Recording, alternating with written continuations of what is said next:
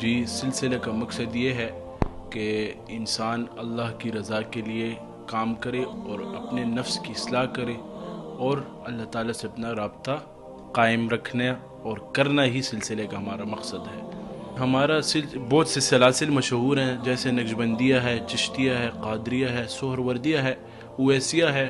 تو اسی طرح یہ ہمارا مشہور سلسلہ شاذلیہ بھی ہے۔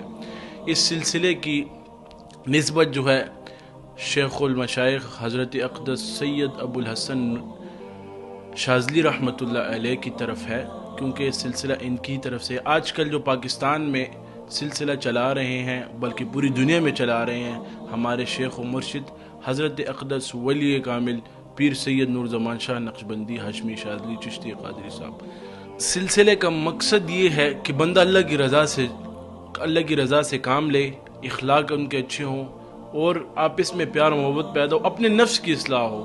سب سے پہلے ہمارے سلسلے کا مطلب ہی اپنے نفس کی اصلاح کرنا، اپنے دل کو صاف کرنا اور پھر لوگوں کی اصلاح کرنا۔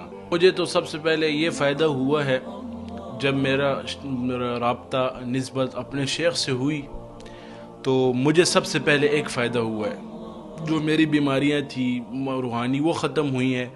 دوسری بات، میں ذاکر بن گیا ہوں، بلکہ جتنے ہم سلسلے کے حضرات دیکھتے ہیں، شاذلی سلسلے کے حضرات، وہ سارے ذاکر ہیں، اور سلسلے والے بھی ذاکر، لیکن یہ بہت زیادہ ذاکر ہیں۔ جب تک ان کے وظائف پورے نہ ہوئے ہوں یہ رات کو سوتے بھی نہیں ہیں، یہ سلسلے کی برکات ہے۔ میں ایسا بندہ تھا، میں وظیفہ نہیں کرتا تھا، نماز پڑھتا تھا، گھر آتا تھا بس، اور وظائف۔ آج الحمدللہ ہم کہاں سے کہاں وظائف کر رہے ہیں، یہ سارے ہمارے حضرت شیخ نور زمان صاحب اور یہ ہمارے سلسلے کی برکات ہیں۔